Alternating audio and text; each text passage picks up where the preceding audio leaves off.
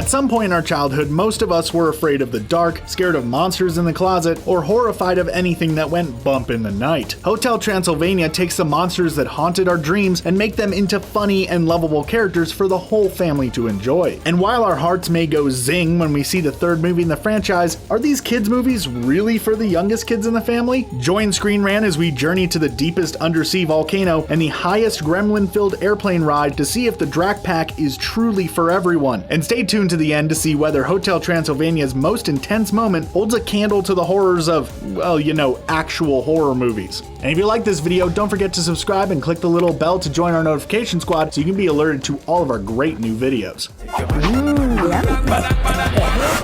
Okay, Dad, thank you.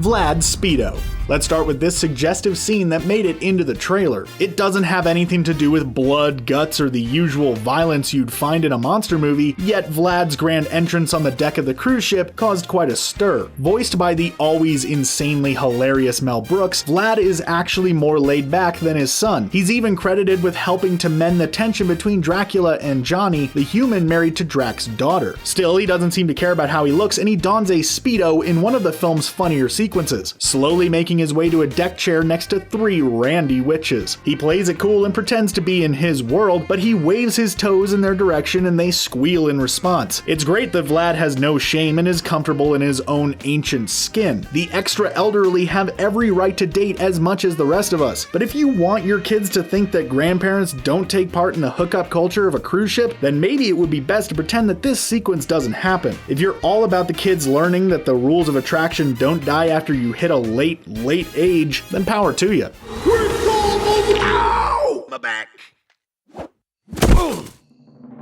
Murray the Mummy. Some parents might be tepid about taking their children to see a film about monsters. Sure, the animation style is generally bright and cheery, but there's a legacy of horror about these characters that could cause you to pass judgment on them without really giving them a chance. While the monsters are actually kind characters, which is part of the message of this series in the first place, there is a more negative legacy associated with a member of the real-life cast. CeeLo Green had a huge recording career and used to be a judge for The Voice. That all changed seemingly overnight when he was accused of drugging someone against their will. He pleaded no contest to the charge and made matters worse when he sent out a tasteless tweet about it. He actually deleted his Twitter account immediately afterwards, but it was too late. He appeared in the first Hotel Transylvania as Murray the Mummy, but was replaced by Keegan-Michael Key for the sequels. The creative team acted quickly in securing Keegan to take over the voicing duties, but if kids managed to notice a difference in the performer, it might lead to an uncomfortable conversation. At least they didn't totally write out the character. If they'd done that, this whole situation might have been even more noticeable in the final cuts of the movie. There's a whole legend around that lady. A legend? The Lady Lubov. Drac's wife. While this one didn't originate with the latest Hotel Transylvania, the character of Dracula's wife and the cause of her death has informed where the other characters are in Hotel Transylvania 3. Her absence has been felt throughout the franchise, and she is a lot of the reason why Dracula acts the way he does up through the latest film. In the first film, Drac is opposed to Mavis dating, falling, and zinging any humans. These feelings stem from the fact that his wife Martha was likely killed by rioting villagers. Dracula has always faced persecution from humans who didn't understand him were also quite afraid of him. Still, in flashbacks to his final moments with Martha, the angry villagers just have torches and pitchforks. On DeviantArt.com, a user by the name of SnowCloud8 went so far as to say that the villagers' makeshift weapons are likely not the ultimate cause of Martha's death. What probably did her in was the fact that their home caught fire. In Drac's flashback, the house glows red and it can be assumed that their house burnt down. Fire can't destroy vampires, but SnowCloud8 theorizes that during the film, the house likely collapsed. With the home's collapse, it's believed that a timber or a piece of wood pierced Martha's heart. While it can't compare to something such as, say, Bambi's mom, it's still pretty dark in the grand scheme of animated movie deaths. Making zombies. Let's just come right out and say it. If your kids are scared of undead creatures and they're not going to be drawn in by the rich colors of Hotel Transylvania's creatures, then this movie isn't for you. Jumping back to the first movie for inspiration, SnowCloud8 also brought up an interesting point about the zombie underlings who serve Drac's wishes while working in his hotel. Now we gotta ask, what makes them so dedicated to serving Dracula in the first place? They're zombies, they should really only have a hunger for brains. Why would they have allegiance to anyone? Well, it's likely that they owe Dracula some favor, or or they've been cursed. When you look closely at their clothing, it's hard not to notice that they're dressed similarly to the outfits that the villagers were wearing. You know, the villagers who caused Mrs. Dracula's death? After he was done with them, he brainwashed them to work menial hotel jobs for the cost of room and board. If this is all true, and why wouldn't it be, it makes Dracula into a much creepier figure. But then again, those townspeople were pretty horrible too, so what do you think? Should this be explained in Hotel Transylvania 4, or are some things better left unsaid about the undead? A cruise? Surprise! Oh, no. Dad! Doomed ocean liner connection. The whole plot of the film is an excuse to take characters to a new location. Setting everything on a cruise ship spices up the characters' interactions and allows for Drac to find true love with a woman we'd all least expect. That said, it also allows for drama that could only be found on the high seas, and that means that maybe next time your whole family goes on a cruise, the kids might be thinking about what disasters could befall them at sea. Obviously, you're not going to be stuck on a boat with any undead monsters, or at least we hope you're not, but Ericka Van Helsing tries to off Dracula with the help of an undersea volcano. Maybe the children would worry about coming across that or really any other type of natural disaster that could befall them while stuck on a cruise liner in the middle of the ocean. Plus, visually, the ship looks a lot like the Titanic. Even the grand staircase in the middle of the ship looks like a modern version of the staircase from that original vessel. While it doesn't get sunk by any icebergs in the film, that visual connection might cause kids to think about the tragic maiden voyage of that famous ship that ruined 1,503 lives and gave Celine Dion a hit song. Thankfully, the love story in Hotel Transylvania 3 isn't anywhere near that tragic. There's something about an accent that makes a man sound so intelligent. A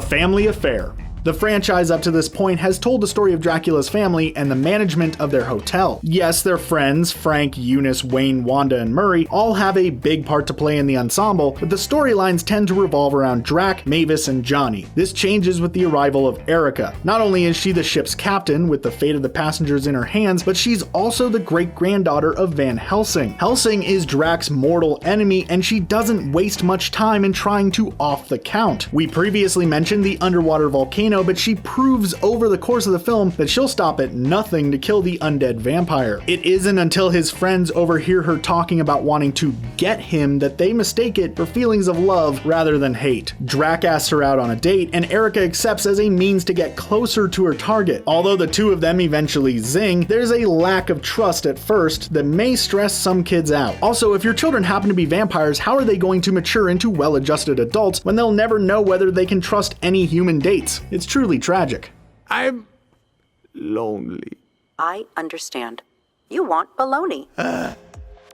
Dating apps. For a man, or a monster, who's centuries old, Dracula gets surprisingly modern in Hotel Transylvania 3. After admitting that he's lonely after all these years without the only woman he thought he'd ever zing, Drac joins a dating app. It's appropriately named Zinger, and works just like any app that we humans would use. One in particular. Surprisingly, being a monster, he doesn't have to summon any spirits or servant creatures to tell him of his dating prospects. All he has to do is swipe left or right depending on whether he finds them attractive, promising in the personality department, and is willing to work with the fact that some of them have tentacles. It's a funny sequence overall, but it may cause younger ones to ask some questions about how online dating works, and they may start to wonder what are the motives behind online dating in the first place. Is it so that the users can find true love, or are they just looking for a quick zing and then they'll move on? In any case, there's a positive lesson to be learned from Drac and Ericka's relationship, and it's the fact that the Count was able to find love by going out on an adventure and meeting people. If anything, maybe it'll teach kids that their future in the dating world would be best served by seeing everything that the outside world has to offer.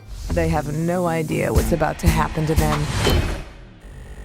Weapons. There are more violent instruments and objects of torture in this flick than what's hiding in the Van Helsing's family arsenal. Speaking of their arsenal though, they have a bigger array of guns, knives, and other sharp objects than Sarah Connor heading into a fight with the Terminator. This fact might disturb the kids, especially since the Helsings plan to use these weapons on our hero. Beyond that, there are outside forces threatening violence on all the characters as well. During the scene in which Ericka searches for treasure underwater, there are traps galore. Snakes and axes make appearances, and to top it all off, off, the tomb holding this treasure collapses. If you know of any kids with a fear of sharp flying objects, fanged animals, or falling structures, they might need to have a conversation about the unlikelihood of any of these events occurring in real life, as long as they stay away from haunted tombs and monster cruises. The positive thing is, nobody actually gets taken out by these sharp or dangerous objects, and all the violence is suggestive. Still, nothing is as suggestive as Dracula's line to Ericka when he asks her, "Would you like to see my parts?" Basically, this movie has a little bit of everything needed to offend the faint of heart. For your safety, please unbuckle your seatbelt.